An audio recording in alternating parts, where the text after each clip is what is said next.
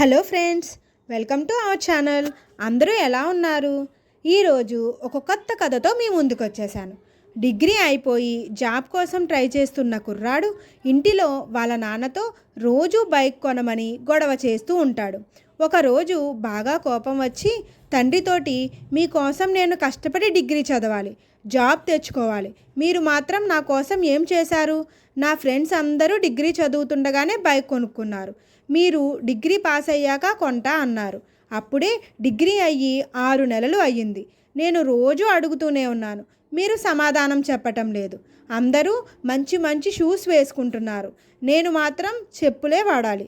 కనీసం మీరు కూడా ఆఫీస్కి షూస్ వేసుకుని వెళ్తారు, నాకు షూస్ కొనరు, బైకు కొనరు. ఎప్పుడు కొంటారు నాకు చెప్పండి అని అడుగుతాడు. తండ్రి ఏమీ మాట్లాడాడు. దానితో విసురుగా కుక్కానికి తగిలించి ఉన్న తండ్రి షర్టులో ఉన్న పర్సు తీసుకొని బయట ఉన్న తండ్రి షూస్ వేసుకుని బయటికి వెళ్ళిపోతాడు. నడుస్తున్నాడు, కానీ తండ్రి షూస్ చాలా ఇబ్బంది పెడుతున్నాయి. నడవలేకపోతున్నాడు. బస్సు ఎక్కి ఏదైనా సిటీలో జాబ్ చూసుకోవాలి, వీళ్ళకి దూరంగా వెళ్ళిపోతేనే నాన్నకి బుద్ధి వస్తుంది అని అనుకున్నాడు. మొత్తానికి నడుచుకుంటూ బస్టాండ్కి వచ్చాడు. బస్ ఎన్ని గంటలకు అని కనుక్కుంటాడు. బస్ రావడానికి ఇంకా 2 గంటలు టైం ఉంది అంటారు. కానీ ఈ షూస్తో నడవలేకపోతున్నాడు. ఇంకా ఎక్కడికి వెళ్ళలేక కాళ్ళు నొప్పి వస్తుంటే తన దగ్గర ఉన్న చిల్లరతో ఒక డ్రింక్ తాగి బస్టాండ్లోనే కూర్చున్నాడు. ఒక అరగంట అయ్యాక పర్సులో డబ్బులు ఎంత ఉన్నాయో చూద్దాం అని పర్సు తీశాడు. పర్సులో 40,000 ఉంటాయి. అందుకే పర్సు ఇంత బరువుగా ఉంది అనుకుంటాడు. ఇంకొక పట్టిక ఓపెన్ చేశాడు. అందులో 40,000 తీసుకున్నట్టు లోన్ కాగితం ఉంది. అందులో ఈ 40,000కి నెల నెల ఎంత వడ్డీ కట్టాలో రాసి ఉంది. ఇంకొక కార్డులో పాత బండి ఇచ్చి కొత్త డబ్బు కట్టి బండి తెచ్చుకునేలాగా బండి మేళ కార్డు ఉంది. ఒక మెమో కార్డు కూడా ఉంది. అందులో కొత్త షూస్ వేసుకురానందుకు ఆఫీస్ వాళ్ళు ఇచ్చిన మెమో ఉంది. కాలు షూస్ ఇప్పి చూశాడు. 2 షూస్లో కాలు పెట్టే కింద పెద్ద పెద్ద కన్నాలు ఉంటాయి.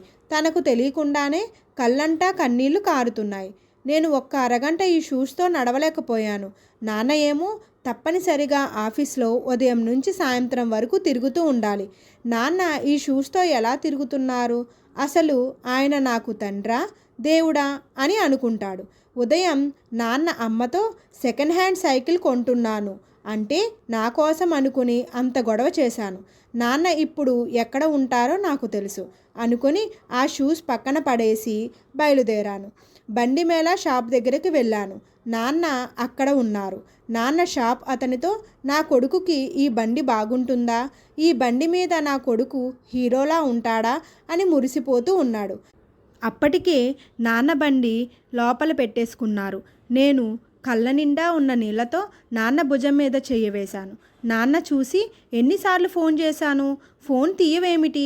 ఈ బండి చూడు ఎలా ఉంది, నీకు నచ్చిందా అని అన్నారు. నేను లోన్ పెట్టాను, రావడానికి లేట్ అయింది, అందుకే బైక్ కొనడం లేట్ అయింది.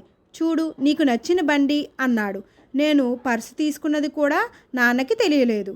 నేను మా నాన్న కళ్ళల్లో చూడలేక నాన్న పాత బండి తీసుకుని మేము మళ్ళీ వస్తాము అని ఆ షాప్ ఓనర్కి చెప్పి నాన్నని బయటికి తీసుకుని వచ్చాను. కానీ నాన్న, ఏరా ఇక్కడ నచ్చలేదా? ఇక్కడ అయితేనే పాత బండి తీసుకుని కొత్తది ఇస్తారు, వేరే చోట ఆఫర్ లేదురా అని నీరసంగా అంటాడు. దానికి నేను, లేదు నాన్న, నేను జాబ్ వచ్చిన తర్వాత కొనుక్కుంటాను అని అన్నాను. కాదురా, మీ ఫ్రెండ్స్ అందరి దగ్గర బండి ఉంది కదా, నువ్వు కూడా కొనుక్కో అని నాన్న అన్నాడు. ఎంతలోకి నాన్న, జాబ్ రాగానే కొనుక్కుంటాను కదా అని నాన్నని చెప్పుల షాపుకి తీసుకుని వెళ్ళి షాపు వాడిని మా నాన్నకి షూస్ చూపించమన్నాను. ఎందుకురా, నాకు ఉన్నాయి కదా, నీవు కొనుక్కో అంటాడు. లేదు నాన్న, నేను నీ షూస్ వేసుకుని వెళ్ళినప్పుడు ఒక షూ బురదలో పడిపోయింది అని తండ్రికి షూస్ కొని ఇంటికి బయలుదేరారు. దారిలో నాన్నతో, లోన్ డబ్బులు కట్టేసే నాన్న, మళ్ళీ నెల నెల వడ్డీ మనము కట్టలేము, నేను తప్పనిసరిగా 2 నెలలలో మంచి జాబ్ తెచ్చుకుంటాను అని అంటాడు. తండ్రి బండి నడుపుతున్న కొడుకు మీద వాలి, చాలా ఆనందంగా ఉందిరా అని అంటాడు. మన వెనుక ప్రపంచంలో ఎవరు ఉన్నా లేకపోయినా ఎప్పటికీ మన వెనుక నాన్న ఉంటాడు అని బండి నడుపుతూ అనుకుంటాడు. Thank you for watching friends. Please like, share, subscribe.